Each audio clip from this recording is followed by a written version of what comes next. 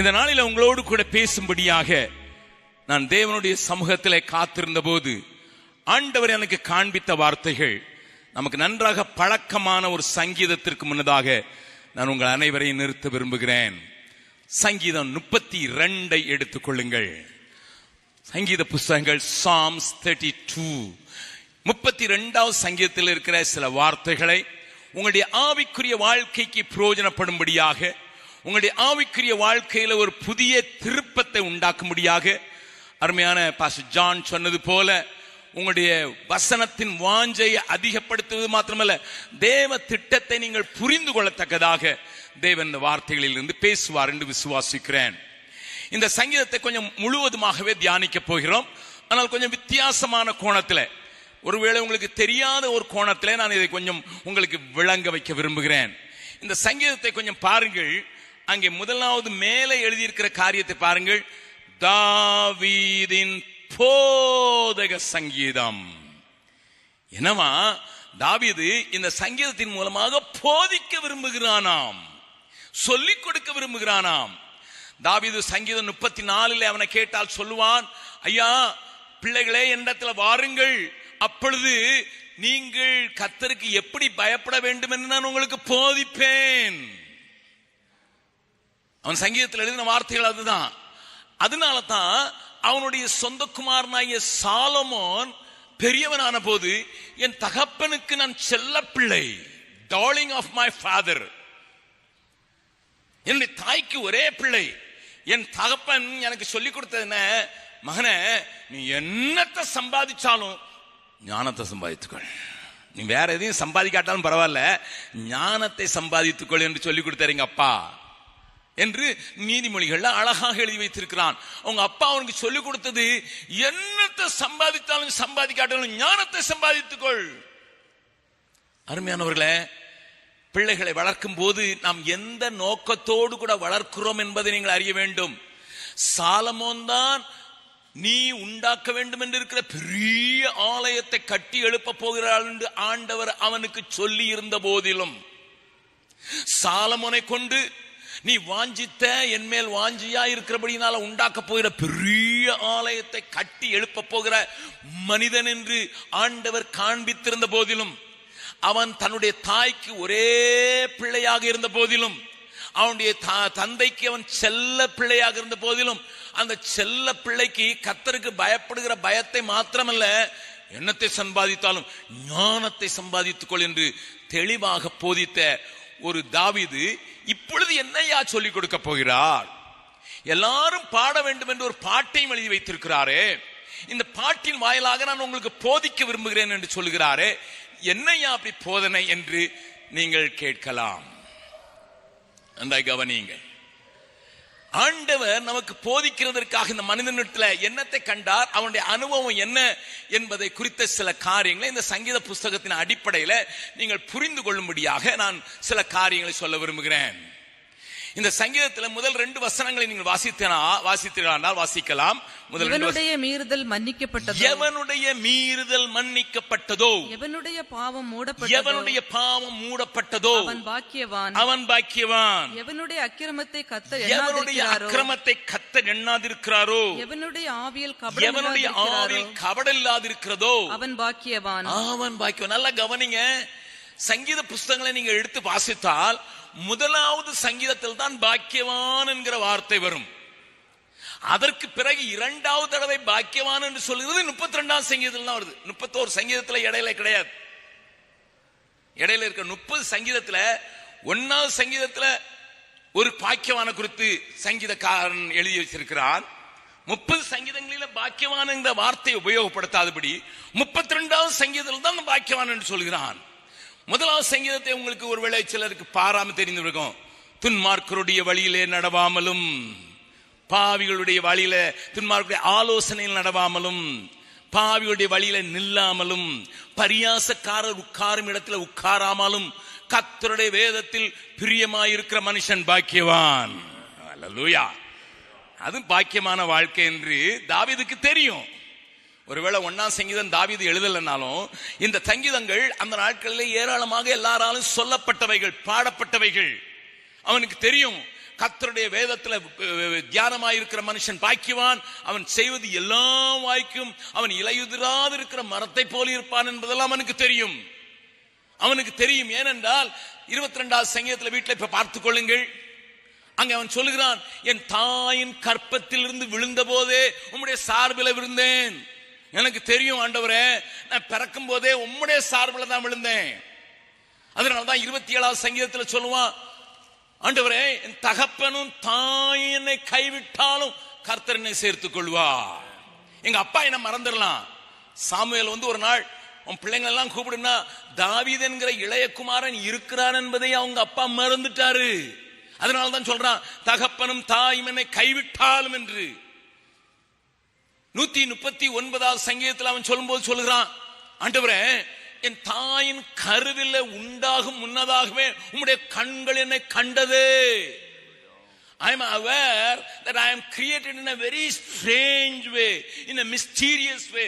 பிரமிக்கத்தக்க விதமாக நான் உண்டாக்கப்பட்டேன். என் எலும்புகள் உருவாகும் முன்னதாகவே உம்முடைய கண்கள் என்னை கண்டது.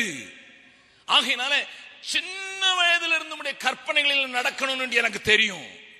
சின்ன வயதிலிருந்து துன்மார்க்கோடைய ஆலோசனைக்கு போக கூடாதுன்னு எனக்கு தெரியும். சின்ன வயதிலிருந்து பாவியுடைய வழியில நிக்க கூடாதுன்னு எனக்கு தெரியும். சின்ன வயதிலிருந்து பரியாசக்கார கூட்டத்தில் உட்கார்றது கூடாது என்று எனக்கு தெரியும். அதனாலதான் சின்ன வயதிலே என் கர்த்தர் என் மேய்ப்பராய் இருக்கிறார் என்று நான் பாடி மகிழ்ந்தவன். ஆனா இப்ப தன்னுடைய டோன்ல கொஞ்சம் மாற்றத்தை கொண்டு வருகிறான். என்ன கொண்டு வருகிறான்? எவனுடைய மீறுதல்களை கர்த்தர் எண்ணாதிருக்கிறாரோ அவன் பாக்கியவான். நல்ல கவனிங்க அருமையானவர்களே.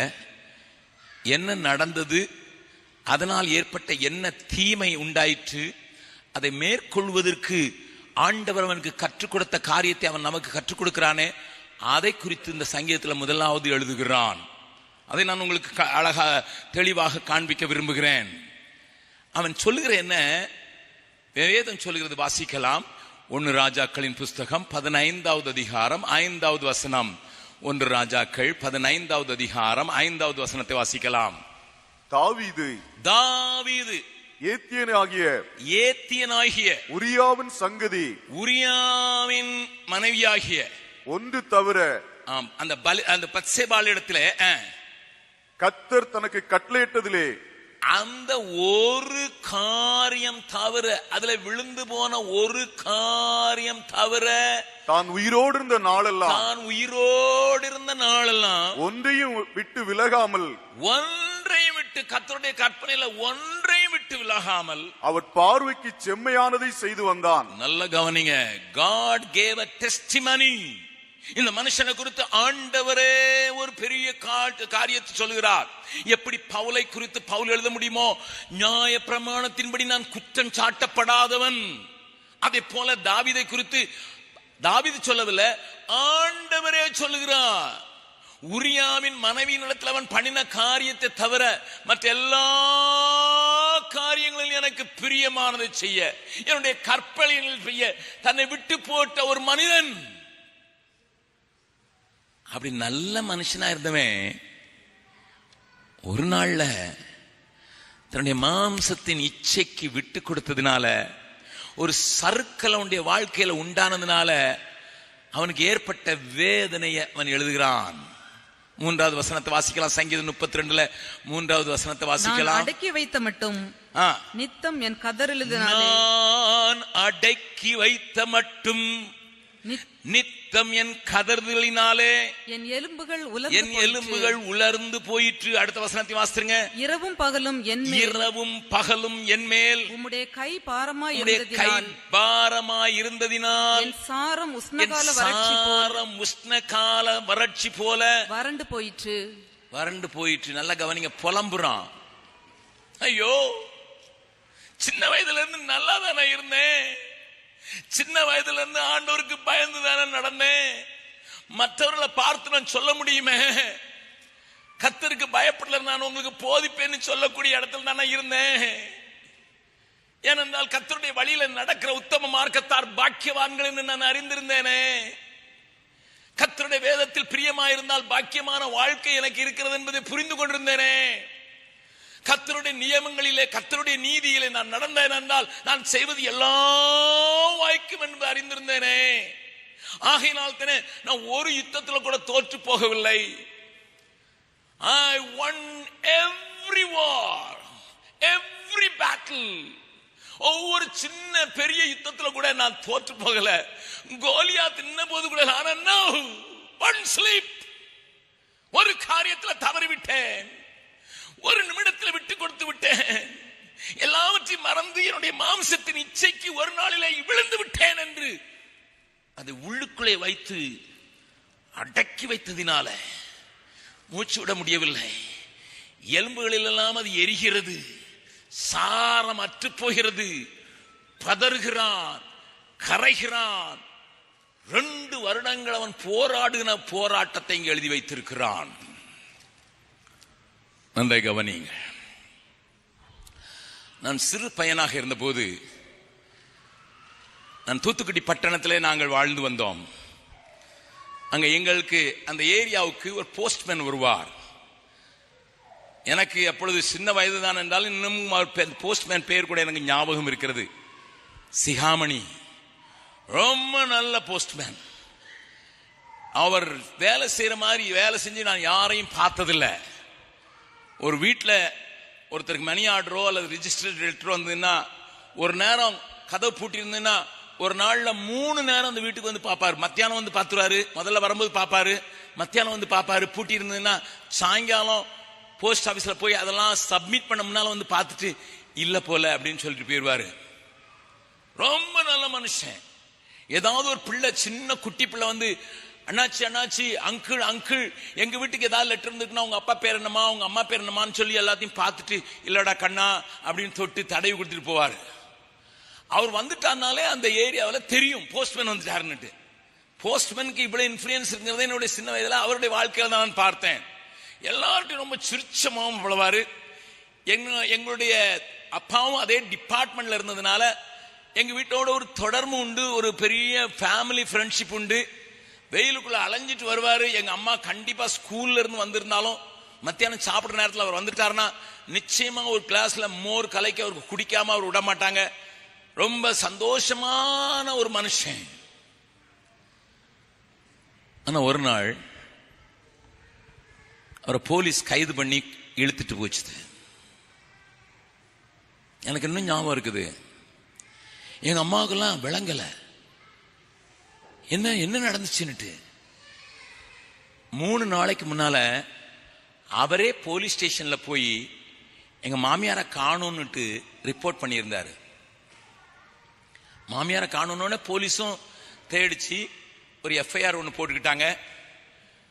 மாமியாரை காணுமா மாமியாரை காணுமா மாமியாரை காணுமா. இவரு வேலை செஞ்சுக்கிட்டு தான் இருந்தாரு.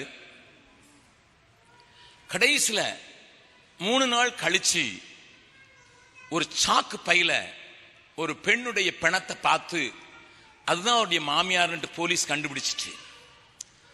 நான் சிறு பையனா இருந்தபோது தூத்துக்குடியில 3வது மைல்னு ஒரு இடம் உண்டு. அந்த பக்கம்லாம் யாரும் போக மாட்டாங்க. அங்க அந்த பிணம் ஒரு சாக்கு பையில கட்டி போட்டிருந்ததுன்னு சொல்லி கண்டுபிடிச்சிட்டாங்க.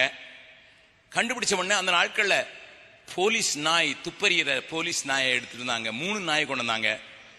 அந்த நாயை மோப்பம் பிடிச்சிட்டு யாரு கொலை செஞ்சிருப்பா, எங்க ஆயுதத்தை வச்சிருப்பாங்க என்று பார்க்கும்போது அது நேரம் வந்து டியூட்டி பண்ணிக்கிட்டு இருந்த இவரை பிடிச்சது. யாருமே நம்பல, யாரும் நம்பல.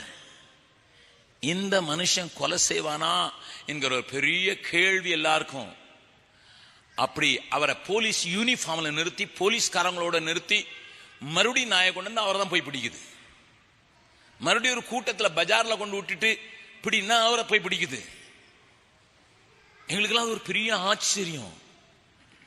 கடைசியா இவர் தான் கொலை செய்துட்டார்னு சொல்லி அவரை கயிறை போட்டு கட்டி இழுத்துட்டு வரும்போது எங்க அம்மாவுக்கெல்லாம் ராத்திரி முழுவதும் தூங்க முடியாம அவரை இழுத்துட்டு வரும்போது எங்க அம்மா போய் கேட்கிறாங்க, சிகாமணி சிகாமணி நீனாப்பா?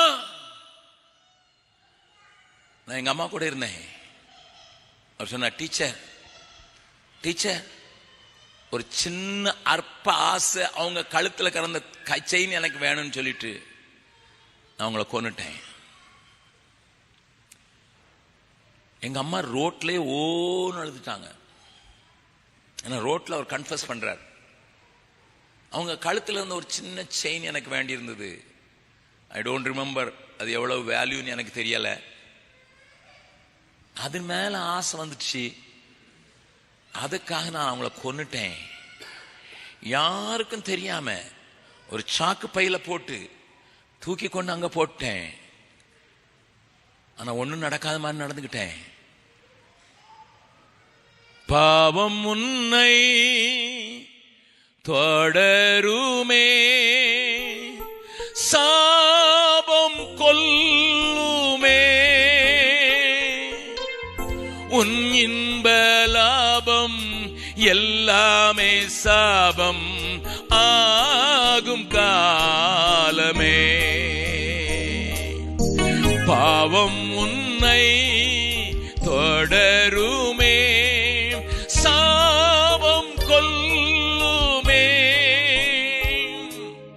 உன் இன்ப லாபம் எல்லாமே சாபம் ஆகும் காலமே.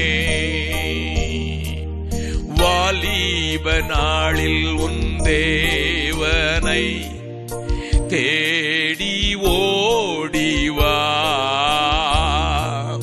பாவி உன்னை அழைக்கிறார் இயேசுராஜனே.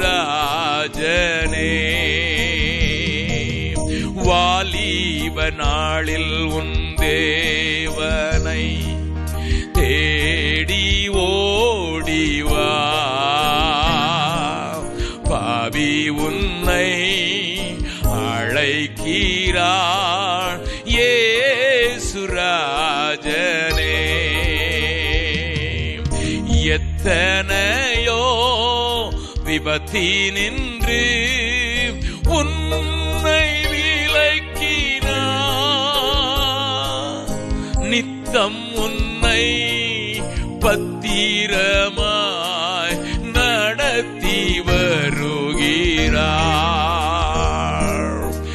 எத்தனையோ விபத்தினின்று உன்னை விலக்கினார்,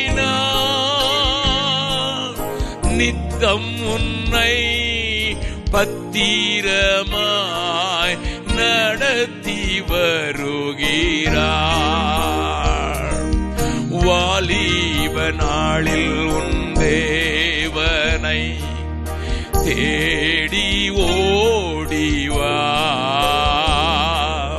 பாவி உன்னை அழைக்கிறார் இயேசுராஜனே. தாவீதுனுடைய நிலைமையும் அதேதான். I was walking in his righteousness. அவருடைய நீதியில நடந்தேன். அவருடைய கட்டளைகளை சிறு வயது முதற்கொண்டே நான் கை கொண்டேன். எல்லா காரியத்திலும் ரொம்ப கேர்ஃபுல்லா இருந்தேன்.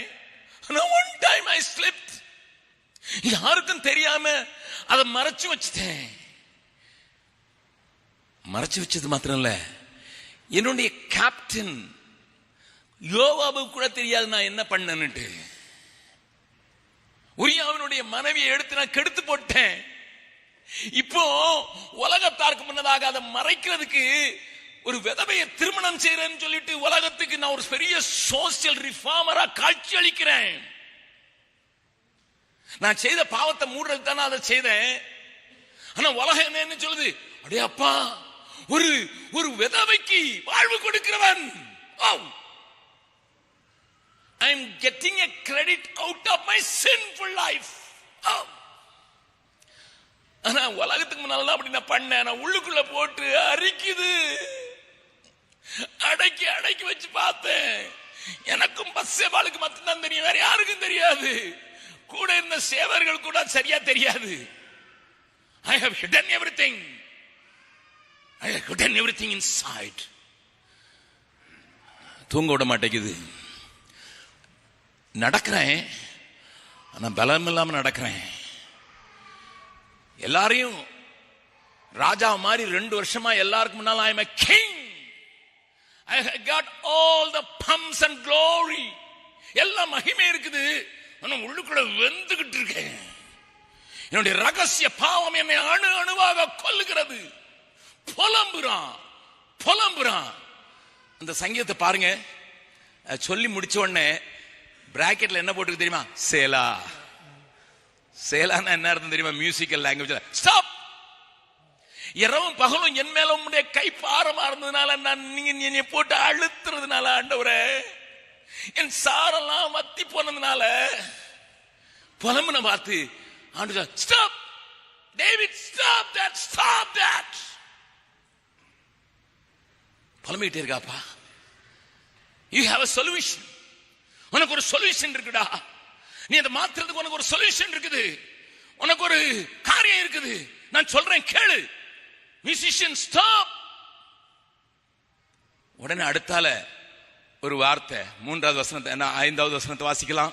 நான் என் அக்கிரமத்தை மறைக்காமல் ஒன்னு செய், என் பாவத்தை உமக்கு அறிவித்தேன். எனக்கு விளங்கிட்டு. என் மீறுதல்களை ஆண்டவர் எதுக்கு என்ன ஸ்டாப் பண்றான்னு தெரிஞ்சு, என் அக்கிரமத்தை மறைக்காமல் என் பாவத்தை உமக்கு அறிவித்தேன், என் மீறுதல்களை கர்த்தருக்கு அறிக்கையிடுவேன் என்றேன். தேவரீர் பாவத்தின் தோஷத்தை மன்னித்து. கரங்களை தட்டி ஆண்டவர் மகிமைப்படுத்தலாமா?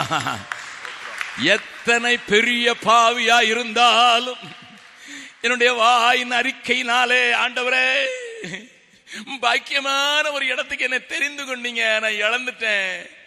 அந்த பாக்கியத்தை இழந்து நிற்கிறேன், மறைச்சு நிக்கிறேன். மற்றவங்களுக்கு முன்னதால ரொம்ப நல்லவனா காட்சி அளிக்கிறேன். ஆனா எனக்கு மட்டும்தான் தெரியும் என்னுடைய secret sin. I only know. எனக்கு மட்டும்தான் தெரியும், யாருக்கும் தெரியாது. நல்ல கவனிங்க. இந்த சாயங்கால கூட்டத்தில் ஒருவேளை நீ போராடி கொண்டிருக்கலாம், வேறு யாருக்குமே தெரியாது. இந்த காலையில் 4 மணிக்கு நான் எந்திருந்து ஜெபம் பண்ணிட்டு என்னை மெயிலை பார்க்கணும். நான் முதல் மெயில் ஒரு இந்து சகோதரி, காலேஜ் ஸ்டூடெண்ட் அனுப்பியிருந்தேன். அங்கிள் உங்க மெசேஜால நான் தொடப்பட்டவள். நான் ஒரு இந்து குடும்பத்தில் பிறந்தேன். உங்க மெசேஜ் என்னை அசைச்சுது, என்னை இயேசு கிட்ட கொண்டு வந்துச்சு. எங்க வீட்டாருக்கு தெரியாம நான் ஞானஸ்தானம் எடுத்தேன். ஞானஸ்தானம் எடுத்து ஆண்டவருக்கா ஓடிக்கிட்டு இருந்தேன். ஆனா செய்யக்கூடாத ஒரு தவறை செய்துட்டேன். என்னை இந்த ஆண்டவர் மன்னிப்பாரா? Will this God forgive me? I was vibrant in testifying His grace. I was bold enough to take baptism in spite of my Hindu background.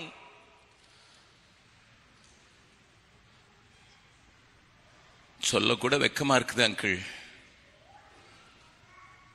சொல்ல கூட வெக்கமா இருக்குது. நல்ல கவனிங்க அருமையானவர்களே. தவறி விழுந்த மனிதன் உள்ளுக்குள்ளே கடந்து புலம்பலாம். வெளியே யாருக்கும் தெரியாட்டா இருந்தா கூட அவனுக்குள்ளே இருக்கிற ஒரு பெரிய போராட்டம், குற்ற உணர்வு அவனை கொஞ்சம் கொஞ்சமாய் கொன்று கொஞ்சம் கொஞ்சமாய் அவனை நடைபணமாக மாற்ற முடியும். ஆனா நமக்கு ஒரு நம்பிக்கை உண்டு,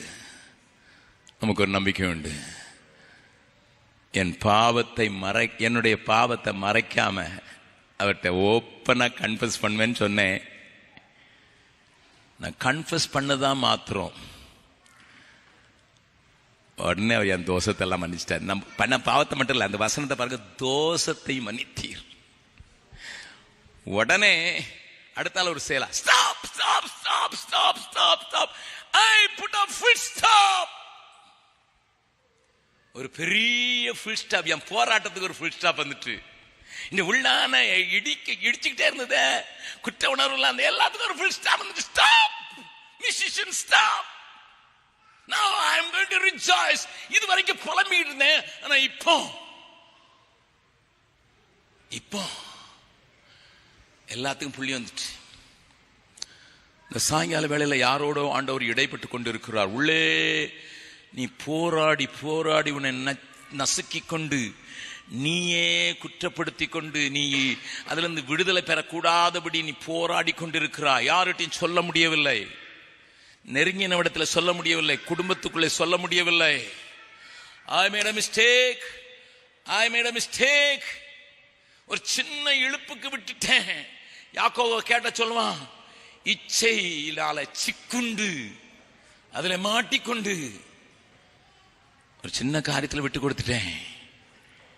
ஆண்டவர் சொல்றாரு, என்கிட்ட சொல்லிட்டுப்பா, எல்லாத்தையும் என் மேல போட்டுட்டு எல்லாவற்றையும் என் மேல போட்டுட்டு அதுக்கு பிறகு நான் மன்னிச்சேங்கிற ஒரு வார்த்தை என்கிட்ட வந்ததுன்னா அது உன்னை எல்லாத்துக்கும் முடிவு கட்டிடும்பா, எல்லாவற்றுக்கும் முடிவு கட்டிடும்.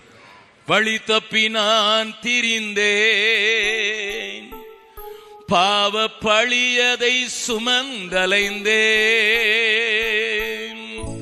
வழி தப்பி நான் திரிந்தேன், பாவ பழியதை சுமந்தலைந்தேன்.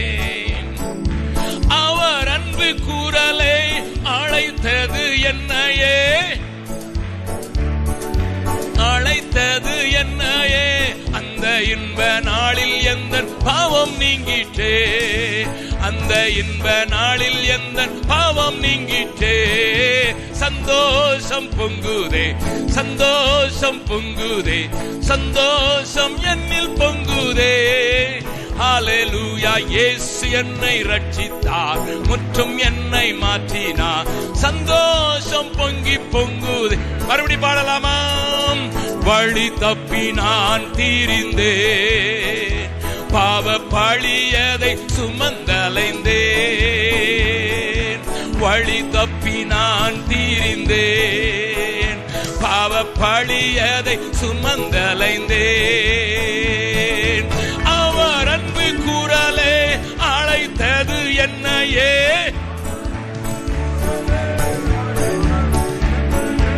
அந்த இன்ப நாளில் எந்த பாவம் நீங்கிட்டே, அந்த இன்ப நாளில் எந்த பாவம் நீங்கிட்டே. சந்தோஷம் பொங்குதே, சந்தோஷம் பொங்குதே, சந்தோஷம் என்னில் பொங்குதே. ஹல்லேலூயா, இயேசு என்னை ரட்சித்தார், முற்றும் என்னை மாற்றினார். சந்தோஷம் பொங்கி பொங்குதே. கூட்டத்தில் இருக்கிற யாராயிலும் ரகசிய பாவத்தோடு போராடி கொண்டிருப்பாய் என்றால் இந்த நாளிலே நீ ஒன்று செய்ய முடியும். அத்தனை பெரிய பாவத்தை செய்தவன் ஒன்று செய்தானாம். ஆண்டவர் பாவத்தை மாத்திரமல்ல, பாவத்தின் தோஷத்தை மன்னித்தாராம். ஹல்லேலூயா. உடனே அடுத்த லைன்ல என்ன சொல்றான் பாருங்க, அடுத்த வசனத்தில் என்ன சொல்றான் பாருங்க. இதற்காக சகாயம் கிடைக்கும், இதற்காக சகாயம் கிடைக்கும் காலத்தில் பக்தி உள்ளவன் எவனும் உம்மை நோக்கி விண்ணப்பம் செய்வான். அப்பொழுது மிகுந்த ஜல பிரவாகம் வந்தாலும் அது அவனை அணுகாது. என்ன வந்தாலும் அசைக்க முடியாத ஒரு இடத்துக்கு ஆண்டவர் தூக்கி கொண்டு நிறுத்தினார். ஹல்லேலூயா. அது இன்னொரு சங்கீதத்தில் சொல்றான், பயங்கரமான சேற்றிலும் உளையான சேற்றிலிருந்து தூக்கி என்ன கண்மலையின் மேல் நிறுத்தினேன். What a joy to enjoy the protection of God more than the protection of people. ஜனத்தினுடைய பாதுகாப்பை காட்டிலும், குடும்பத்தாருடைய பாதுகாப்பை காட்டிலும், ஜாபுடைய பாதுகாப்பை காட்டிலும், அரசாங்கத்தினுடைய பாதுகாப்பை காட்டிலும் ஆண்டவருடைய பாதுகாப்புக்குள்ள வருகிற மனுஷன் எத்தனை நல்லவன், எத்தனை பாக்கியவான். உடனே அடுத்த வசனத்தை வாசிங்க, 7வது வசனம். நீர் எனக்கு மறைவிடமாயிருக்கிறீர், நீர் எனக்கு மறைவிடமாயிருக்கிறீர். என்னை நீர் இக்கட்டுக்கு விலக்கி காத்து இரட்சணிய பாடல்கள் என்னை சூழ்ந்து கொள்ளும்படி செய்வீர். ஆமா, இப்ப வர்ஷிப் ஆரம்பிச்சிச்சு. ரட்சணிய பாடுவேன், அங்க டான்ஸ் இங்க டான்ஸ், ஒரே worship worship worship worship worship worship worship worship worship worship. because I am so glad. நான் இப்போ சந்தோஷமா இருக்கிறேன், நல்ல சந்தோஷமா இருக்கிறேன். ஏன்னா எல்லாத்தையும் பாவத்தின் தோஷத்தை மன்னிச்சிட்டு ப்ரொடெக்டட் இடத்துல வந்துட்டு இனி ஜலப்பிரளயம் வந்தாலும் என்ன அணுகாது. ஆனா ஓவரா ஆட்டம் போட்டு இதுல மட்டும் மூழ்கி இருக்கிறேன் பார்த்து ஒரு அடுத்தால என்ன வந்திருக்கு அந்த வசனத்தின் கடைசியில சேலா ஸ்டாப். நல்லா கவனிங்க, இந்த ஸ்டாப் எங்க இருந்து வந்து தெரியுமா? இந்த ஸ்டாப் எங்க இருந்து வந்து தெரியுமா? அடுத்த வசனத்தை வாசிங்க பார்க்கலாம். நான் உனக்கு போதித்து. அப்ப யார் சொன்னது இந்த ஸ்டாப்? என்ன சொன்னாரு? ஆண்டவர் சொல்றாரு. இப்போ இவ்வளவு நேரம் அவன் பேசிக்கிட்டு இருந்தான், என்னுடைய பாவம் மன்னிக்கப்பட்டதோ, என்னுடைய மீறல கத்தர் நினைக்கா இருக்காரோ, நான் அறிக்கை கேட்டேன், எனக்கு சந்தோஷம் வந்துட்டு, நல்ல ப்ரொடெக்ஷன் பிளேஸ்ல வந்துட்டேன், எனக்கு ஒண்ணு அணுகாதுன்னு இவன் சொல்லிக்கிட்டே இருந்தான். ஆண்டவர் ரொம்ப எப்பா ஜாய்ஃபுல்லா இருக்கிற, கிரேட், ரட்சணிய பாடல் சூழ்ந்து கொள்ளும்படி செய்யறப்ப கிரேட், இந்த பக்கம் அந்த பக்கம் எல்லாம் நல்லா இன்ஸ்ட்ருமெண்ட் வச்சுட்டு ஒரே ஆட்டம்பா, வெயிட், அது முடிவில்லடா. பக்கத்தில் உங்ககிட்ட கையை குறிச்சு சொல்லுங்க பார்க்கலாம். பாவ மன்னிப்பை பெற்றது மட்டும் முடிவில்லை, அதான் ஆரம்பமே. நிறைய பேர் இங்கே நின்றுட்டாங்க, அதான் பிரச்சனை.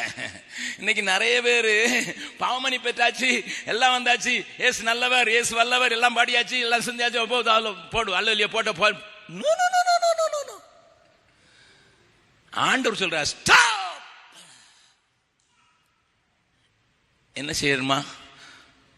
நான் உனக்கு போதித்து, நீ நடக்க வேண்டிய வழி உனக்கு காண்பித்து, உன்மேல கண்ணை வைத்து என் கையில முழுசும் விட்டுக்கிடு. பக்கத்துல உங்க கையை பிடிச்சி முகத்தை பார்த்து கேளுங்க பார்க்கலாம், இந்த அனுபவம் உங்களுக்கு உண்டுங்களா?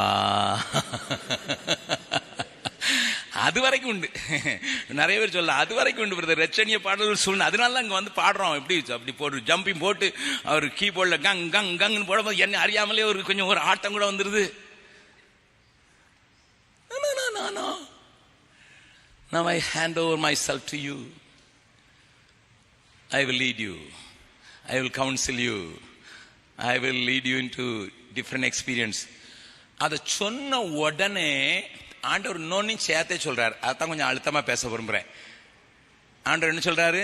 அடுத்த வசனம், வாரினாலும் கடிவாளத்தினாலும் வாய் கட்டப்பட்டால் ஒழிய உன்கிட்ட சேராத புத்தியில்லா குதிரையை போலவும் கோவேறு கழுதை போலவும் இருக்க வேண்டாம்.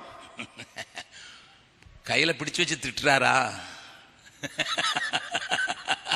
கையை அவர்கிட்ட கொடுக்கலன்னா என்ன சொல்றாரு? டேய் இந்த பாரு, don't be a foolish hearts, புத்தியில்லாத கழுத மாதிரி கோவேறு.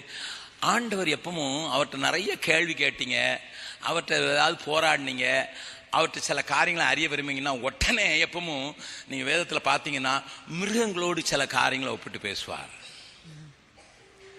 மிருகங்களோடு கூட சில காரியங்களை ஒப்பிட்டு பேசுவார். இங்க பேசுறதுல நான் கொஞ்சம் ஸ்டாப் பண்ணிட்டு உங்களை ஒரு அடுத்த பகுதிக்கு எடுத்துட்டு போக விரும்புறேன்.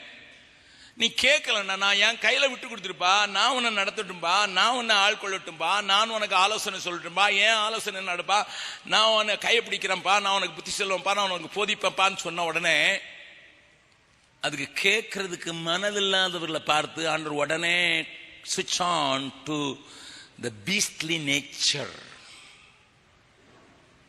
நல்லா கவனிங்க, நான் சொல்ல போறத நல்லா கவனிங்க. அதனாலதான் ஆண்டவர் ஏசாயா மூலம் சொன்னா, மாடுதன் எஜமான நீ கழுதைக்கு முன்ன தெரியும், உனக்கு தெரிய மாட்டேங்குது. ஓ, திடீர்னு அவரு லாங்குவேஜ் கொஞ்சம் மாத்துவாரு. மன்னிச்சது உண்மைதான், இவ்வளவு பெரிய தோஷத்தை மன்னிச்சது உண்மைதான், மறந்துட்டது உண்மைதான், மூடி போட்டது உண்மைதான், இனிமே எண்ண மாட்டேன்னு வாக்கு கொடுத்தது உண்மைதான். பட் அருமையான தேவனுடைய பிள்ளைய, இப்படி ஒரு மனுஷன் பல கேள்விகளோடு இருந்தான். அவனை பற்றி நமக்கு தெரியும். அவனிடத்துல வாழ்க்கையில ஆண்டவர் அவனோடு கூட பேசின 3 காரியத்தை உங்களுக்கு காண்பித்து கொடுக்க போறேன் வேகமா. திருப்பிக் கொள்ளுங்கள். யோபுவின் புஸ்தகம் 39வது அதிகாரம். யோபுவின் புஸ்தகம் 39வது அதிகாரம்.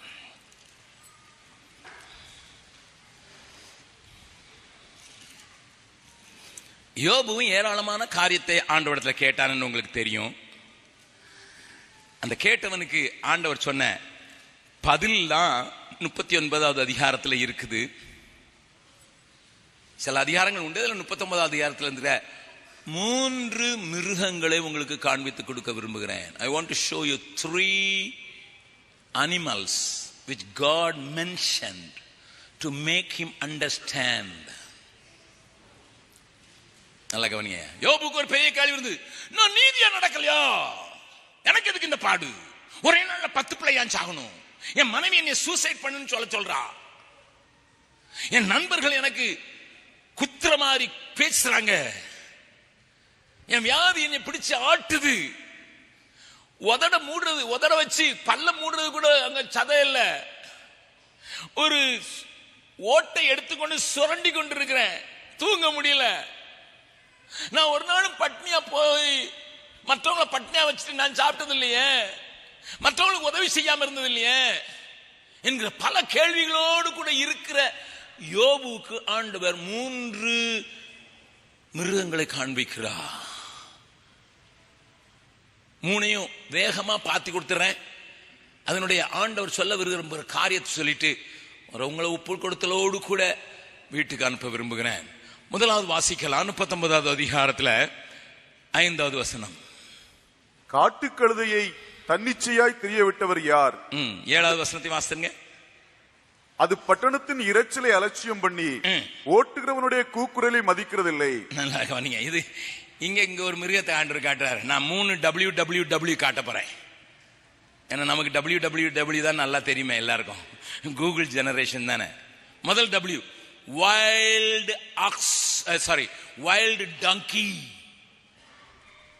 இந்த காட்டு கழுதை, அதுக்கு பேர் காட்டு கழுதை. இதுக்கு எந்த டைரக்ஷன்ல போறதுன்னே தெரியாது, ஒரு டைரக்ஷனே கிடையாது, ஒரு லக்கே கிடையாது. போகும், இங்க ஓடும், அங்க ஓடும், இங்க ஓடும், அங்க ஓடும். பட்டணத்துல என்ன நடந்தாலும் அதுக்கு ஒரு கவலை இல்லை, ஏன்னா அதுக்கு மேல ஓட்டுற ஒருத்தனும் கிடையாது, அது பாட்டு ஓடும். நாகர்கோயில்ல போனீங்கன்னா சொல்லுவாங்க, நாய்க்கு ஒரு வேலை கிடையாது, ஆனா அது பிசி. பயங்கர பிசி. நாய்க்கு ஒரு வேலை கிடையாது. என்ன வேலை? இங்க போவோம், அங்க போவோம், அங்க போவோம். தெரு நாய் பார்த்திருக்கீங்கல்ல, எதுக்கு போகுது தெரியாது. காட்டு கழுதை, இதுக்கு டைரக்ஷனும் கிடையாது, ஒரு லக்கும் கிடையாது, அது பட்டணத்தில் நடக்கிறத பற்றி கவலைப்படையும் செய்யாது. அது வாட்டுக்கு தன்னிச்சையாய் தெரியும். சில விசுவாசிகள் ஆண்டவரை ஏற்றுக்கொண்டு பாவ மன்னிப்பை பெற்ற பின்பும் அநேக நேரங்களில் இப்படித்தான் செயல்படுகிறார்கள் என்பதை ஆண்டவர் காண்பிக்கிறார். ஒரு கேள்வி கேட்டு பாருங்க, ஆண்டவரே நான் என்னுடைய இச்சைகளை நிறைவேற்றது மாத்திரம்தான் எனக்கு இன்பமா இருக்குதா? என்னை மன்னிச்சிங்க, அவ்வளவு பெரிய ஆழமான குழியிலிருந்து தூக்கி வந்தீங்க. Am I trying to satisfy myself and myself alone, my desires and my dream? என்னுடைய இன்பங்களையும் என்னுடைய சொப்பனங்களையும் நிறைவேற்றுவது மாத்திரம்தான் எனக்கு குறியா இருக்குது. மற்றதை பற்றி கவலை இல்லாம சுத்தி நடக்கிறத பற்றி கவலை இல்லை. யாரும் என்னை துரத்தவும் முடியாது, என்னை ஓட்டவும் முடியாது. I am free.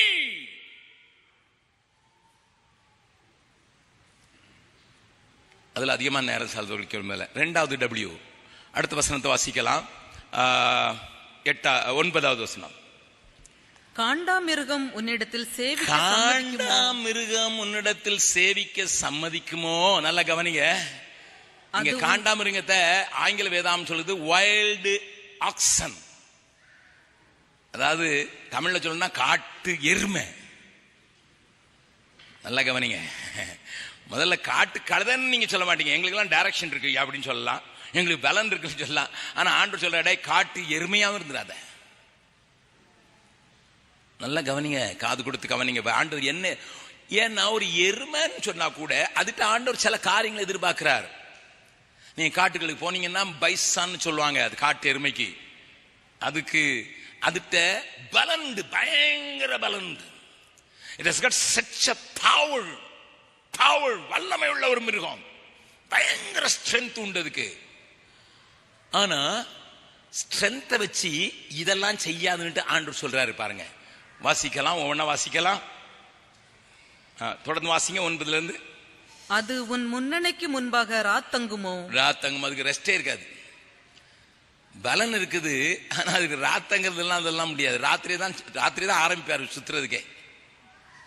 அடுத்தால படைசால்களை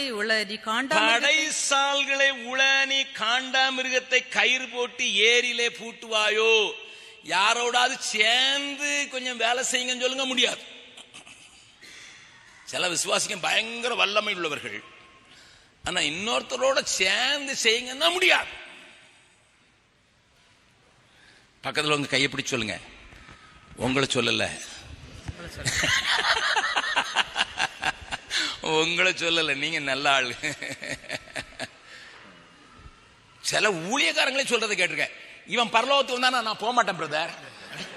அப்பா இவன் பரலோகத்துக்கு வந்தா போவே மாட்டாராம். அவ்வளவு ஒரு மனம் ஒற்றுமை அங்கு உண்டு. இன்னொருத்தரோட சேர்ந்து படைசால உழ முடியாது. எப்ப ஒரு புது இடத்துலப்பா கொஞ்சம் உழணும்பா, நீ தனியா முடியாதுப்பா, நான் உனக்கு இன்னொரு ஆள் தரம்பா, முடியாது. டேய் உனக்கு பவர் இருக்குடா, முடியாது. உனக்கு ஸ்ட்ரென்த் இருக்குடா, முடியாது. அடுத்தால அது உனக்கு இசைந்து பரம் பிடிக்குமோ? பரம் பிடிக்கனா சரி, நீ உழ வேண்டாம்ப்பா, அது கஷ்டம். கொஞ்சம் உழுததை நேராக்கி பரம்படிச்சிருப்பா, கொஞ்சம் அதை சரியாக்கி விட்டுருப்பா, அதுவும் முடியாது. பக்கத்தில் உங்களை கைப்பிடிச்சு கேளுங்க, என்னதான் முடியும் உங்களுக்கு?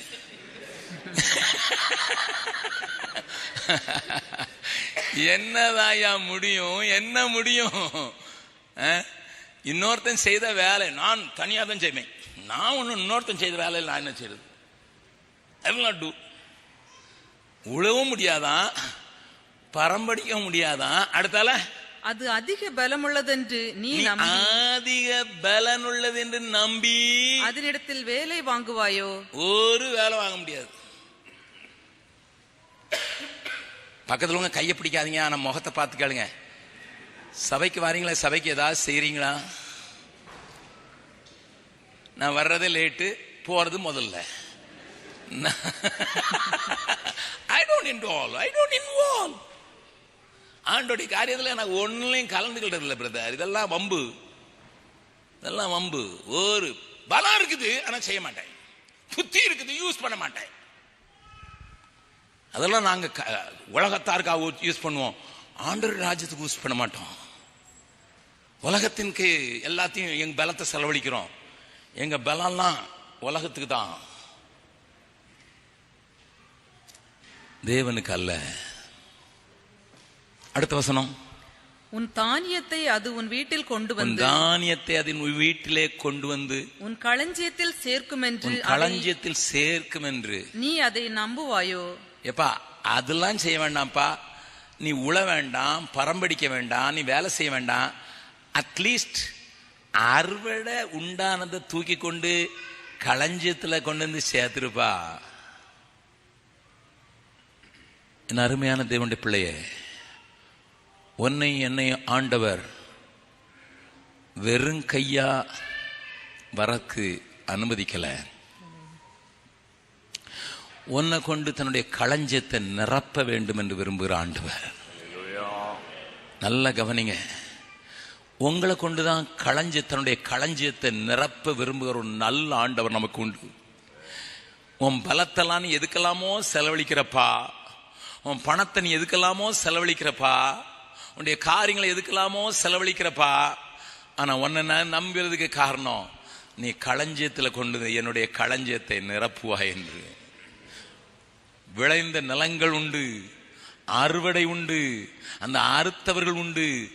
ஆனா அவர்களும் நீனும் சந்தோஷப்படும்படியாக அவைகளை களஞ்சியத்தில் கொண்டு சேர்க்கிறதுக்கு உன்னை நம்புறப்பான்னு சொல்லுகிற ஒரு ஆண்டவர் நம்மதாக நிற்கிறார்.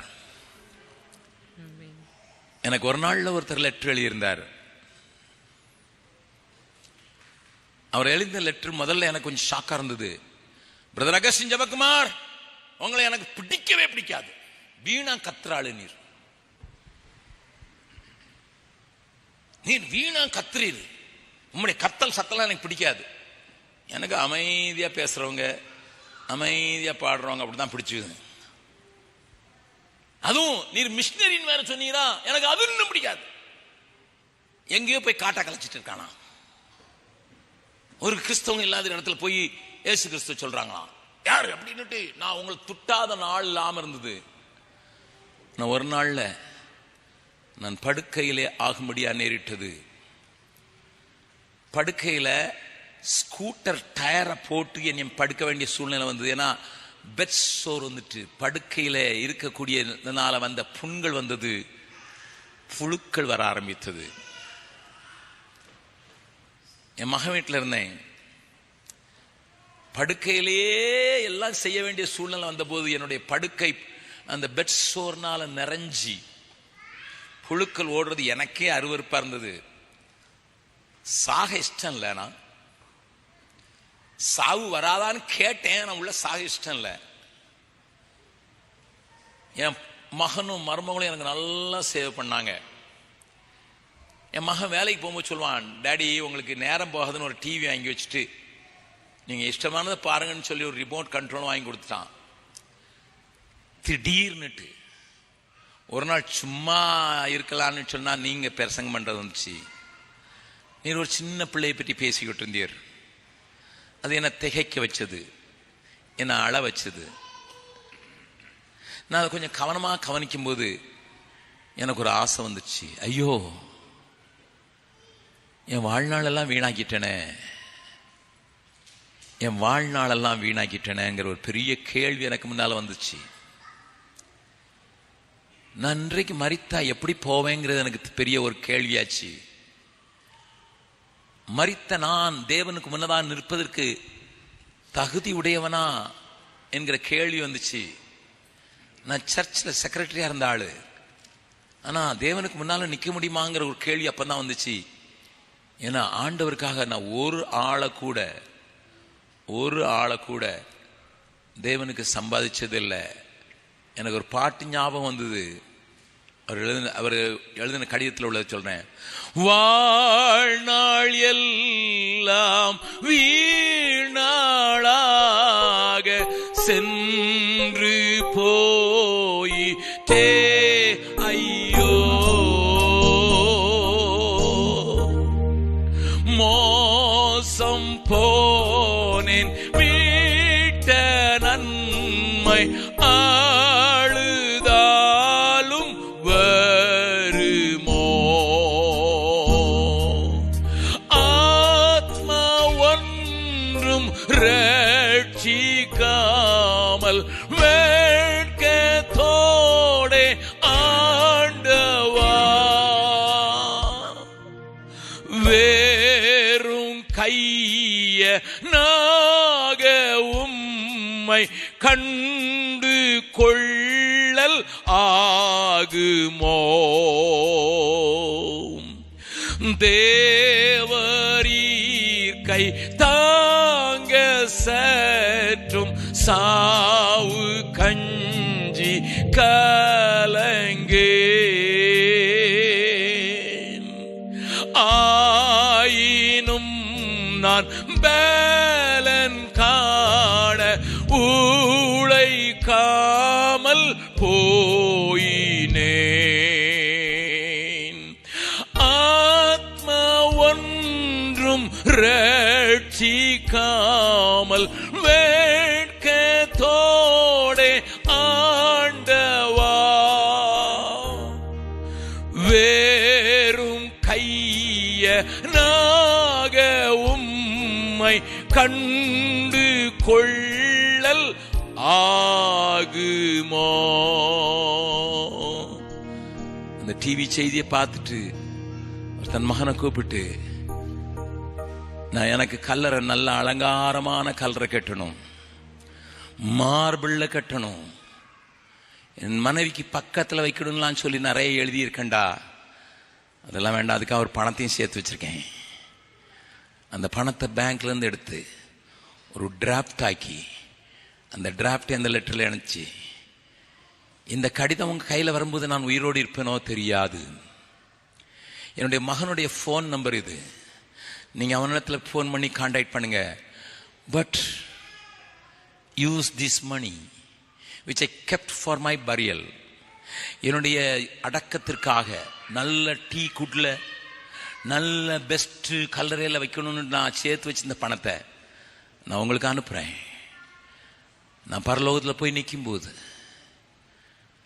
இவர் கொடுத்த பணத்தில் சம்பாதிக்கப்பட்ட ஆத்மான்னு ஒரு 4 பேர் வந்துட்டாங்கன்னா நான் ஆண்டோடு சொல்லுவேன், ஆண்டவரே இந்த காரியத்தை நிமித்தம் நான் வெறும் கையா வரல, அது அகஸ்டின் ஜெபக்குமார் எங்கேயோ செஞ்சிட்டாரு, பட் எனக்கு நான் அவருக்கு உதவி நின்னேன்னு சொல்லி கொடுத்தேன்னு சொல்லி அது போஸ்ட்ல வர்றதுக்கு கொஞ்சம் டிலே ஆனதுனால என் கையில் வந்த உடனே அதில் போட்டிருந்த ஃபோன் நம்பருக்கு அவருடைய மகனுக்கு கூப்பிட்டு, பிரதர்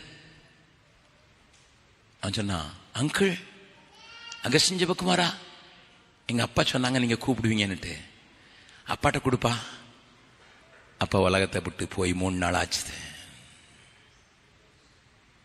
நல்ல கவனிங்க. அந்த பணத்தை வச்சு ஒட்டனடியா ஒரு கூட்டத்தை ஒழுங்கு பண்ணி கொஞ்சம் பேரையாவது ஆண்டவருக்குள்ள வழி நடத்தணும் ஒரு முயற்சி செய்தோம். எனக்கு ஒரு நிம்மதி.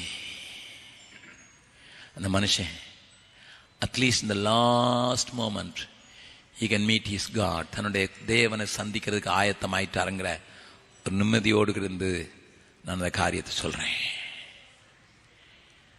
பலன் இருந்து என்ன பிரயோஜனம் காண்டாமிருகத்துக்கு? ஆங்கில வேதாகம் சொல்றது போல காட்டு எருமை ஒரு வேலையும் இல்லையா. அட்லீஸ்ட் மற்றவங்க உழைச்சதையாவது கொண்டு களஞ்சத்தில் சேர்ப்பான்னு எதிர்பார்த்தாரு, இல்லை. ஆனா ஆண்டவர் யோபுவுக்கு பதில் சொல்லும் போது இப்படி நிறுத்தல. he goes further. அதையும் காட்டி கொடுத்துட்றேன். வாசிக்கலாம். 39வது அதிகாரம் 19வது வசனம். குதிரைக்கு நீ வீரியத்தை கொடுத்தாயோ. நீ வீரியத்தை கொடுத்த. அதை நீங்க 19வது வசனத்துல இருந்து நீங்க 25வது வசனம் வரைக்கும் பார்த்தா ஒண்ணு தெரியும். 25வது வசனம் வாசிங்க. எக்காலம் தொனிக்கும் போது அது நிகி என்று கனைக்கும். யுத்தத்தையும் படைத்தலைவரின் ஆர்ப்பரிப்பையும் சேனைகளின் ஆரவாரத்தையும் தூரத்திலிருந்து மோப்பம் பிடிக்கும். என்னது குதிரை தெரியுமா? சாதாரண குதிரை இல்ல, இது ஒரு வார் ஹார்ஸ். இது யுத்த குதிரை. ஆண்டவர் இது சொல்லிதான் முடிக்கிறாரு. வார் hours. Don't be a wild donkey. Don't be a wild ox. But be a war horse. யோபுவே, ஒரு யுத்த குதிரை. அதுக்கு பலன் இருக்கிறது எப்படி காட்டும்? அங்க மோப்பம் பிடிச்சிடும். யுத்தம் வருதுன்னு மோப்பம் பிடிச்ச உடனே காலை போட்டு பூமியை குழி தோண்ட ஆரம்பிச்சிடும். I have power. ஆனா பின்னால உட்கார்ந்து இருக்கவேன் கடிவாளத்தை பிடிச்சிருக்கிறத அவன் கையில் இருக்கிறதுனால நீர் சொல்றதுக்கு நான் ரெடியா இருக்கேன். அதனுடைய பார்வை நேரா இருக்கும். மேல இருக்கிறோம் சொல்றது வரைக்கும் அதுக்கு பலன் இருக்குது, காட்டும். ரெடின்னு சொல்லும், அவைலபிள்னு சொல்லும், ஆனா முன்னால போகாது. ஏன்னா it has got a rider. அதுக்கு மேல ஒரு ஓட்டுகிறவன் உண்டு, இயக்குகிறவன் உண்டு. இந்த சாயங்கால வேளையில ஆண்டவர் உங்களையும் என்னையும் பார்த்து என்ன விரும்புறா தெரியுமா? நான் உனக்கு போதித்து நீ நடக்க வேண்டிய வழியை உனக்கு காண்பித்து உன் மேல கண்ணை வைத்து உனக்கு ஆலோசனை சொல்ல, allow me to ride over you. நான் உன் மேல உட்கார்ந்து கடிவாளத்தை என் கையில பிடிச்சி நீ அவைலபிள்னு தான் சொல்லுப்பா. நீ சொல்ல வேண்டியதெல்லாம் நான் available. my strength is available, my time is available, my talents are available நீ சொல்லிருப்பா. மீதியை நான் பாத்துக்கிறேன்ப்பா. எங்கு செல்ல வேண்டும், என்ன சொல்ல வேண்டும்? வழி நடத்தும் ஆவியானவரே. அழகா பாடுவோம், ஆனா அதை எத்தனை நேரம் நம்ம வாழ்க்கையில் அனுபவிக்கிறோம் தெரியாது. எங்கு செல்ல வேண்டும், என்ன சொல்ல வேண்டும், வழி நடத்தும் ஆவியானவரே என்று சொல்லுகிற அந்த அனுபவத்துக்கு என்னை விட்டு கொடுத்துருப்பா. உன்கிட்ட பவர் இருக்கிறத நீ எனக்கு காட்டிட்டப்பா. உன்னுடைய சத்தத்துல காட்டிட்ட. அங்க தூரத்துல வர்ற பெரிய யுத்தம் ஒண்ணு இருக்கிற, அதை நீ மோப்ப முடிச்சிட்ட. நல்ல கவனிங்க.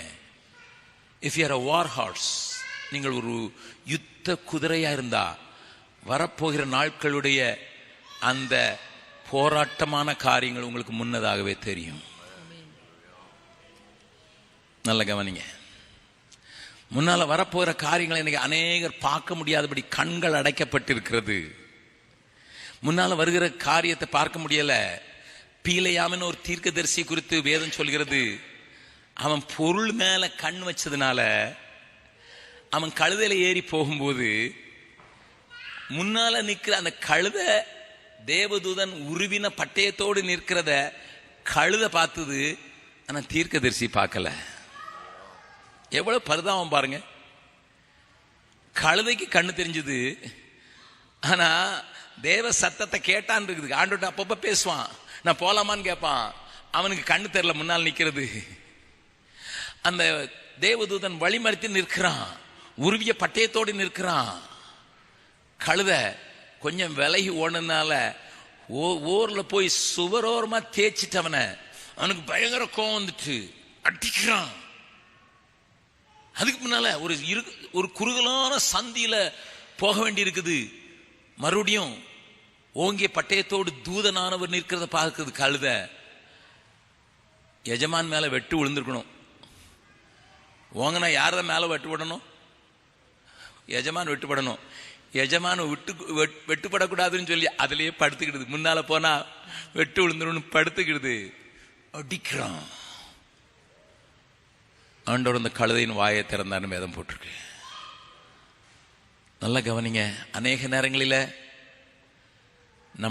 நம்ம நடக்கைய, நம்முடைய ஓட்டத்தை, நம்முடைய பாதையை ஆண்டவரே மறிக்கும்போது தெரியாம போயிரும். நம்முடைய ஸ்பீடை குறைக்கும் போது தெரியாம போயிரும். நம்ம ஆண்டவர் தடுக்கிறத பார்க்காம நம்மளை தடுக்கிற கழுதையை பார்த்து அதை போட்டு அடிப்போம். அதனால பிள்ளையை போட்டு அடிக்கிறவங்க உண்டு, பெஞ்சாதியை போட்டு அடிக்கிறவங்க உண்டு.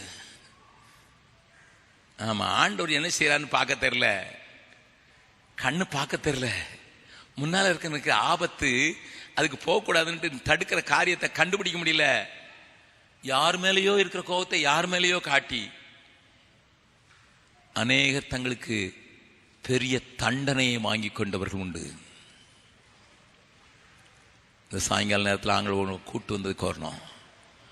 நீ எவ்வளவு மறைவான பாவத்தில் இருந்தாலும், ரகசியமான பாவம் நான் அணு அணுவா கொன்னுகிட்டு இருந்தாலும், அந்த தோஷத்தில் நீ விடுதலை பட முடியாமல் இருந்தாலும் இன்னைக்கு நான் உன்னை மன்னிக்கிறதுக்கு வந்திருக்கேன். நீ மட்டும் என்கிட்ட சொல்லிட்டு, தன் பாவங்களை மறைக்கிறவன் வாழ்வடைய மாட்டான், அவைகளை அறிக்கை செய்து விட்டு விடுகிறவனோ இரக்கம் பெறுவான்.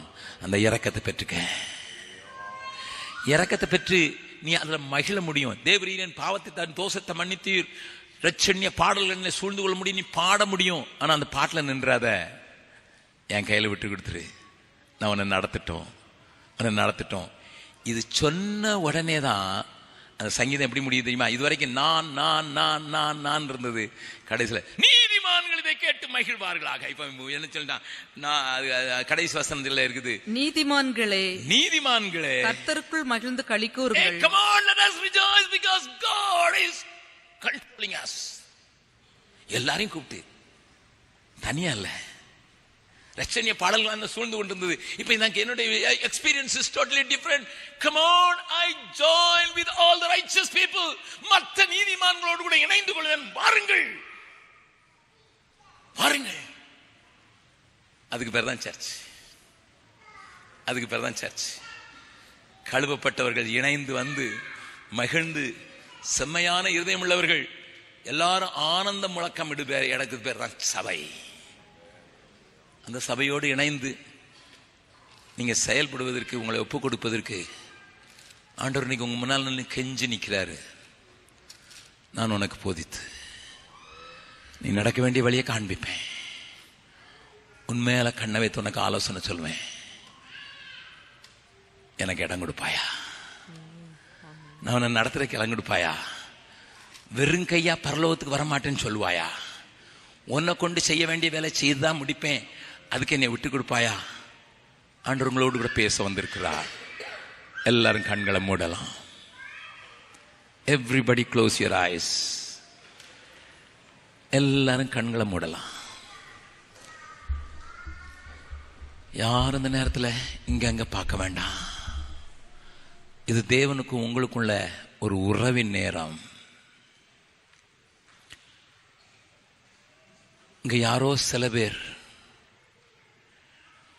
உள்ளுக்குள்ள கடந்த ஒரு போராட்டத்தில் கில்ட் அவங்கள போட்டு கொல்றதுனால, தோஷம், பாவ தோஷம் அவங்கள போட்டு அப்படியே கசக்கிறதுனால அநேக இரவுகள் நித்திரை இல்லாம போச்சுது. ஆண்டவர் உங்க முன்னால் வந்து, பாவ தோஷத்தை மாற்றுகிற நான் வந்திருக்கிறேன்.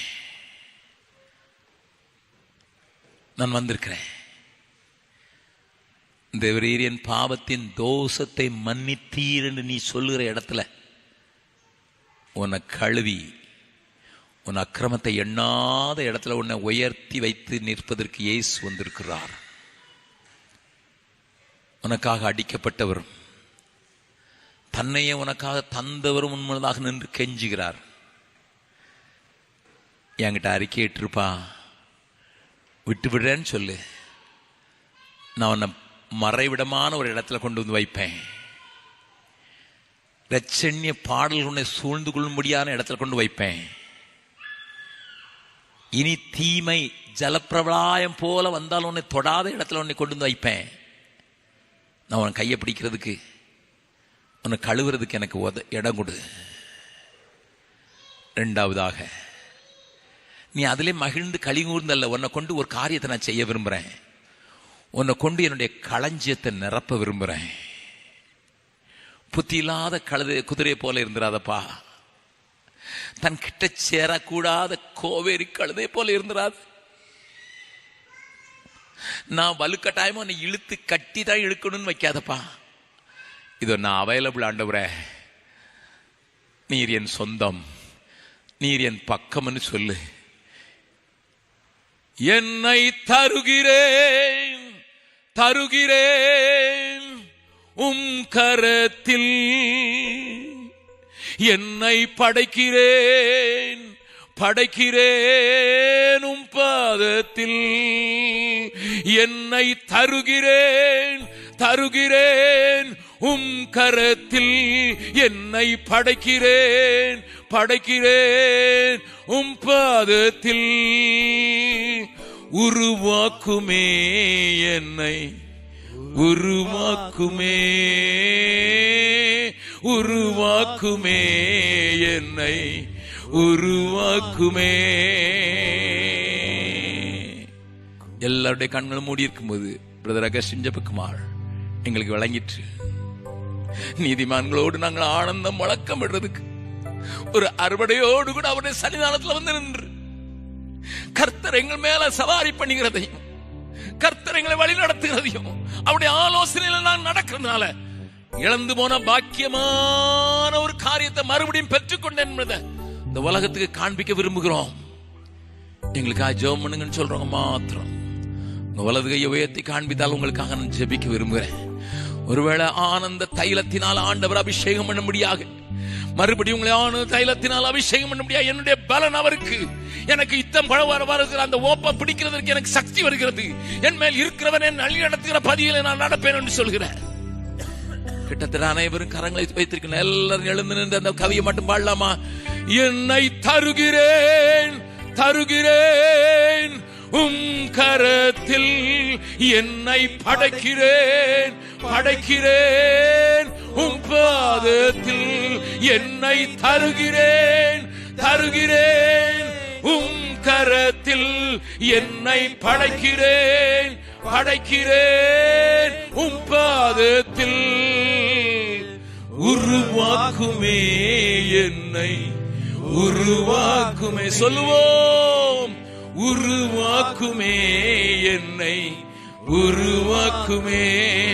குயவனே உம் கையில் களிமண்ணா உடைத்து உருவாக்கும். என் சித்தம் அல்ல உம் சித்தம் நாதா, தருகிறேன் உம் கையிலே. என் சித்தம் அல்ல உம் சித்தம் நாதா, தருகிறேன் உம் கை. ரெண்டு கரங்களை உயர்த்தி சொல்லுவோமா? என்னை தருகிறேன் தருகிறேன் உம் கரத்தில், என்னை படைக்கிறேன் படைக்கிறேன் உம் பாதத்தில். என்னை தருகிறேன். ஆமாண்டவரே, தருகிற பிள்ளைகளை தேவனே கரங்களில் எடுப்பீராக, அவருடைய கட்டுகளை அறுப்பீராக, அவருடைய கட்டுகள் அறுக்கப்படுவதாக, அவருடைய பாவத்தின் தோஷம் மன்னிக்கப்படுவதாக. உருவாக்குமே என்னை உருவாக்குமே. நீங்க தான் ரைடர் ஆண்டவரே, எங்கள் மேல நீங்க தான் உருவாக்குமே என்னை உருவாக்கும். மறுபடியும் சொல்லுவோம். என்னை தருகிறேன் தருகிறேன். Let your spirit release your people. Let your spirit release your people. படைக்கிறேன் உம் பாதத்தில், என்னை தருகிறேன் தருகிறேன் உம் கரத்தில், என்னை படைக்கிறேன் படைக்கிறேன் உம் பாதத்தில்